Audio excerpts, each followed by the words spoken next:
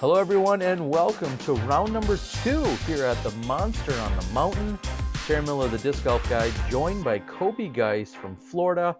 Coby, we've got DGA, we've got Discraft, we've got Sun King Disc, and the huge A tier to finish out the year on a great piece of property, a legendary one at that. And Paul McBeth, your leader after round 1. Yeah. Hey, Terry, glad to be here with you. Yeah, just an epic course to finish out the season. Paul, I will say Paul's probably not going to be super excited about that shot, but he'll probably be able to make do with it. Calvin going a little bit different route with the turnover, and it looks like it works out for him perfectly. Now we've seen this is a slightly different configuration. I think somewhere around 9 or 10 of the holes have a little bit different look to them, even from what we saw back in March.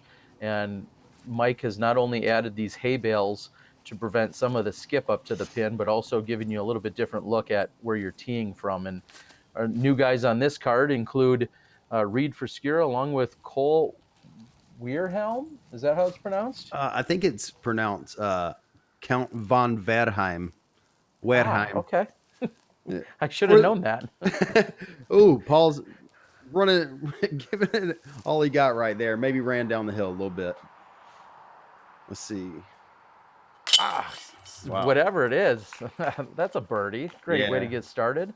Good start from Cole. He's from down around my way, down in Fort Lauderdale. Really solid golfer. Has one of the more powerful forehands that you'll see out.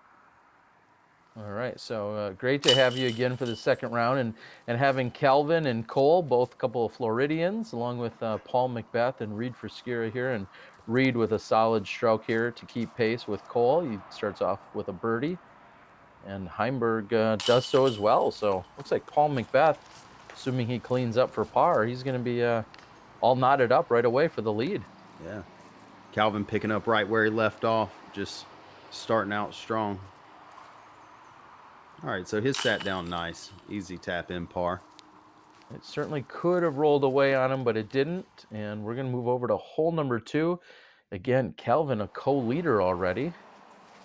Yeah, hole 2 playing at about 585. It's gonna be a placement shot for your first drive. For the drive. You really want to get it out there so you can see the little tunnel that's going to be leading up to the basket for your second shot. And Reid just has a ton of power as a lefty. Very unassuming in his run-up, but he has a very powerful throw. Cole looking like he's going to like that one. Yeah, you just really, for lack of a better term, you just really don't want to shank this tee shot. I mean, anywhere out, straight ahead with a little finish is fine. You just can't be really short or wide to the right. Those are the two spots you don't want to be. Yeah, again, the sawgrass is just going to eat you up if you land anywhere in it. It makes it near impossible. There we go. Reid with a grenade coming out. Probably not your ideal shot you want to throw. Yeah, no, it actually didn't come down.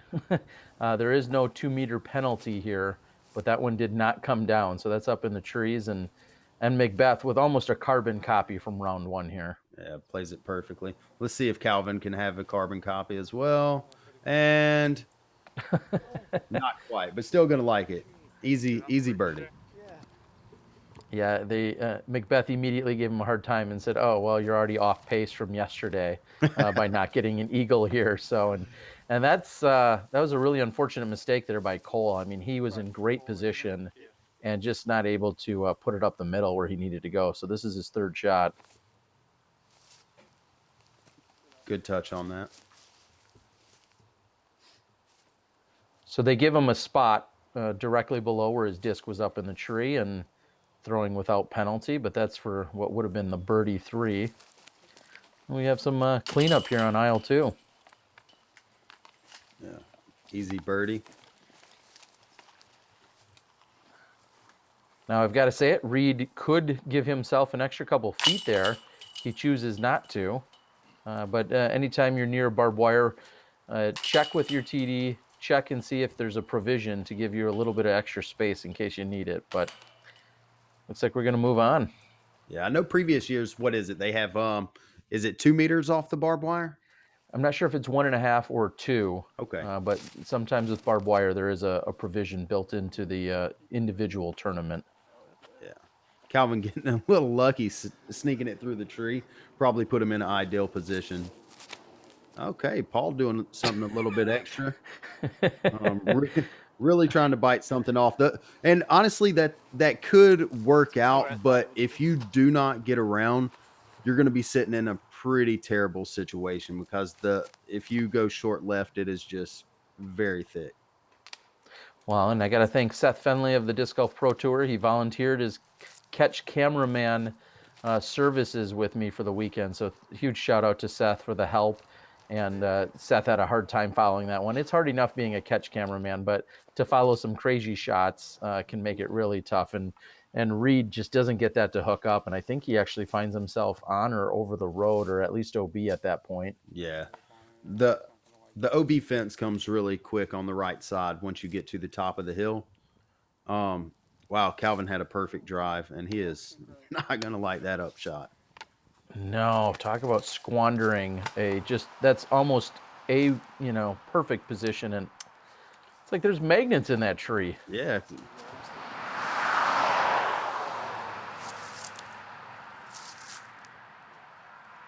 So Reid, real nice flick up there towards the pin to get it done. And you mentioned it. You said you could be, if you're short and left, you're in a world of hurt. And that's exactly where Paul is. And he throws an overhand. And then I finally catch it 150 feet across the OB road.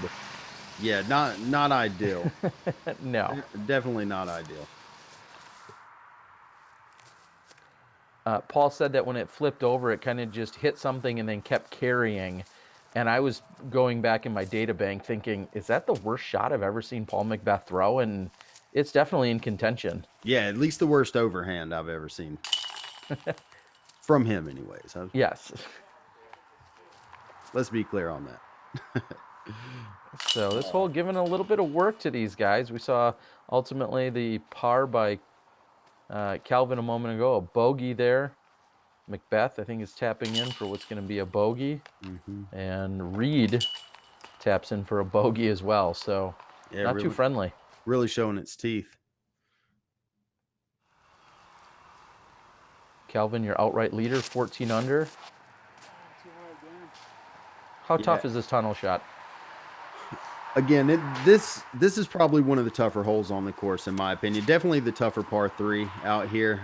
Just to keep it low off the tee box, and then you're trying to skip it straight, and then go back up the hill. It's playing really tough, and it's showing its teeth right here. I mean, I've seen many of people get stuck not making it through that gap. All right, Cole opting for the forehand roller. And that's incredible. Yeah, that's perfect. Wow. Yeah. Good shot, Cole. Yeah, I agree. And that was a pretty favorable kick, I feel like, that came off that tree. That could have done a lot of different things. Yeah, absolutely. And it somewhat kept him in the fairway. Calvin, a little bit of an obstructed lie. But again, I mean, it's hard to say. Calvin's putting's been so good, probably still be able to make something work out. Reid, he's not going to be too happy with that. So this is McBeth throwing his second shot. And right now, he's actually feeling pretty good compared to all the other struggles everyone else has had. Yeah. But Cole's got to look at a long birdie. Yeah, easy 3 right there.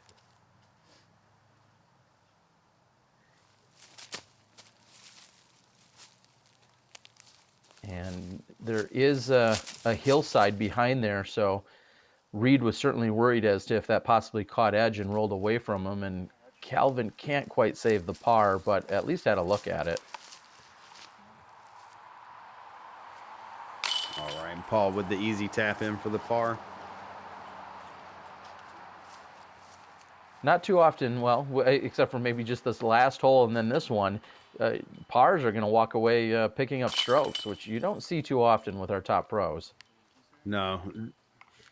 And again, with that hole, I could see that playing over par for the weekend for sure.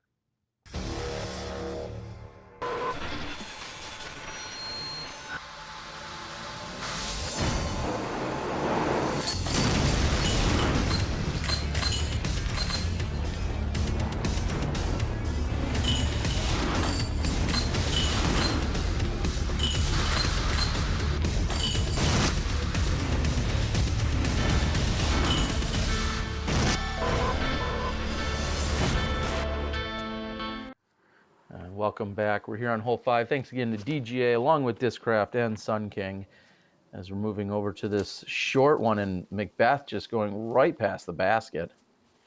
It's kind of hard to see how the fairway plays out on this hole because you're seeing a lot of different shots, or you will see a lot of different shots, but it seems like it's playing pretty easy for these guys. Yeah, it's just a matter of how much are you going to get hung up and what angle are you going to come in at. We're going to see a couple of forehands, Paul with the kind of low buzzing backhand, and now here's Reid, and the branch directly above the basket sticks the landing. Wow. And he's stuck right there 2 feet away. Yeah, that's definitely going to be a huge help for his birdie. Because I'm sure with it pushing down the hill, it could get pretty far down there. Yeah, I'm guessing he would have carried at least another 30 or 40 feet had he not hit anything else. So it's stuck in the branches, no 2 meter, as we saw back on hole number 2. And Cole's in for birdie along with McBeth. And once Reid marks it, he's going to have a tap in. Nice. Talking about an assist. Perfect little star frame. Oh, never mind. No, yep.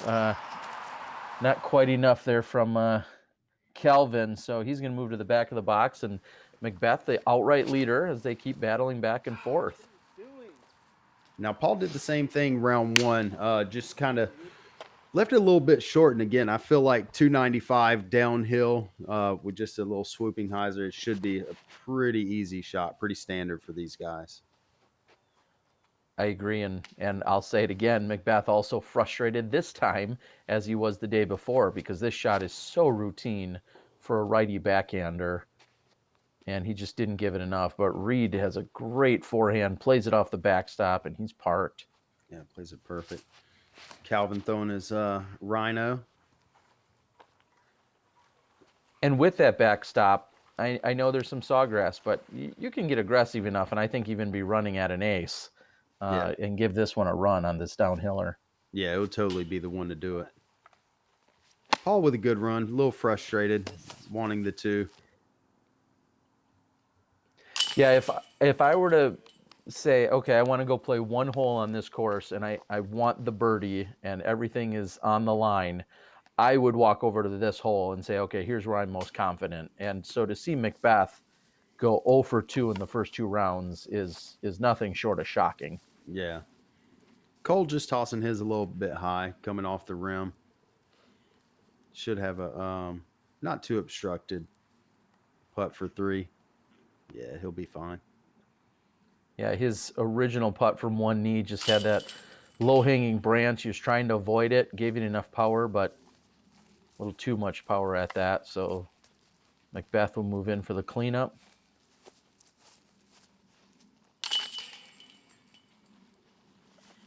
And again, just a little visibly frustrated from Paul, but still plenty of golf for him. Reid is good too. And those guys pulling away from the pack still. They had a sizable lead, and they're not relinquishing that. It seems like a 2-horse race, and we move over to hole 7. Yeah. What a tough lefty hole. Luckily, Reid has a good power forehand, so that's going to be a huge benefit on this. And Calvin, yet again, not taking it easy.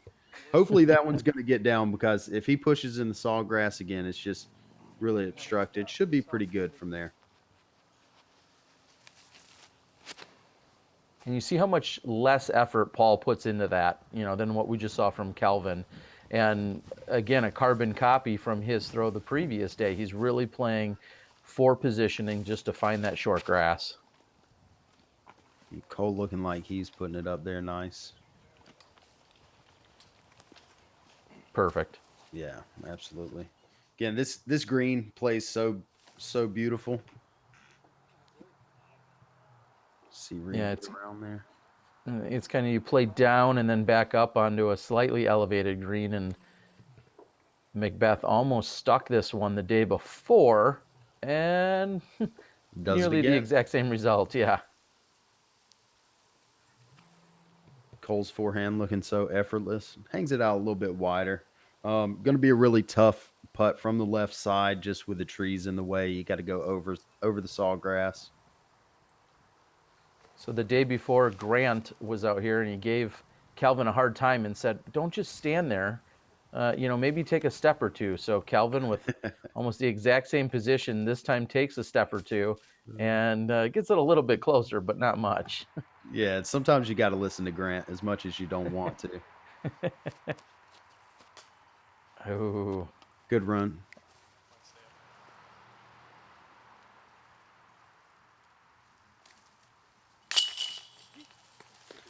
I'm Another not sure how easy he does birdie. it, but it looks easy. Yeah, he makes it look so effortless. Again, it's always point and shoot with him.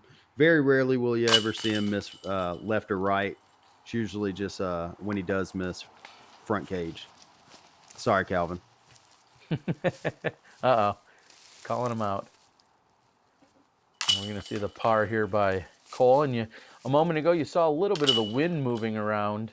It seems like it's picking up more than what we saw from the previous day. Some gorgeous weather out here on a late October Saturday. And McBeth and Heimburg all knotted up, and we're going right up another gut here. Yeah. Again, nice little 330-foot par three. You're going to want to keep it pretty low. Try not to have too much angle on it because it can catch a roll down the hill, and there is OB down there. Calvin just is not worried about that at all and puts it, 4 foot away? Just about making it look easy. I like, you just mentioned that forehand by Reid, and he's relying on it here. And what a great tool to have in your bag to know that you can go, with either spin, so to speak. Yeah. Cole again just hanging it out probably a little wider than he wants to, but probably still has a putt for. Wow! Did that? No, that one seemed to catch edge and just barely rolled OB on him. Wow. Yeah, usually on a four top, you'll tend to see at least one trickle down there OB. Is this classified as a death putt? You're looking at some nasty stuff behind it. It very well can be, because if you push through there, we saw Calvin make one during round one from back there. The trees are just not going to make it easy, but luckily Reid didn't go too far in. Paul with a great putt for the birdie. Yeah, that danced on the right side. I don't think he could have been too mad if that would have come out. But that chain star, I think, somehow pulled it in for him. I think he should be a little extra happy that one caught for him. And Cole, like we saw the previous day, a little bit of struggle here, just like we saw from Good Pasture. Yeah. Looks like that basket giveth and taketh away on this hole. Certainly did. And Reid's going to have a little outstretch to his left. Yeah. And still be able to walk away with the par. All right. Headed into hole 9. Always love to see this tee shot coming off. It's going to be really exciting to see. Hopefully the wind isn't going to be too bad. And if the wind is pushing from right to left, it's going to make it near impossible to penetrate the green. Well, McBeth turns his over a little better than the previous day, and, well... I'm going to go out on a limb here and say that will be the best drive you'll ever see on that hole. Yeah. We saw both him and Heimburg just really not giving enough turn, and Heimburg kind of makes the same mistake he did the day before. Yeah. And a similar result. Yeah, hopefully it rolls out for him a little bit. The only time you would want to roll out on this course, because that left side is really tough. Reid just put a little bit too much hyzer on it, but it should drop down. Would you say this plays a little easier for the lefty backhander that throws it flat, maybe a hyzer flip, or would you say the turnover to flat like McBeth's? Which would you say is an easier shot, or for a righty or a lefty? Ooh, that's hard to say because no matter which shot you go with right there, you have to execute it or you're going to put yourself in poor position. I mean, as you see right there, it's going to be tough either way. That was a Well, good out from Cole. I think that was Cole. yeah, he really just kind of said, I've got to just lay this one up out to the fairway and try and walk away. And Drop in. Reid trying to get another one stuck in the tree. Oh, the trees are liking him today. Cole with a good Cole's little fighting shot. for his ultimately, yeah, what will be his par. And Vinny here still has a look. Wow. That's really surprising because that left side is really treacherous, especially with how much elevation it gains so quick.